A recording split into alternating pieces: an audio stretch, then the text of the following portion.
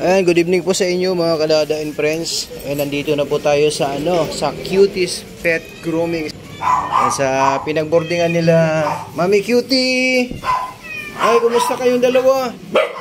Mami Cutie. Oh, dito Cutie. Ayan, kumusta kayo? Uwi na tayo. Kunin na kayo ni Dada. Ay, po. Okay. Tingnan ko na sila. May natira pa pala silang pagkain? Oo, meron. Oo. Ay, may natira pa silang pagkain. Uwi na tayo. Ito na si Dada. Kukunin ko na kayo. Sus, may miss ko kayo. Mami Cutie. Hindi kayo nagpasaway? Ay, sus. Oh, uwi na tayo. Andito na si Dada.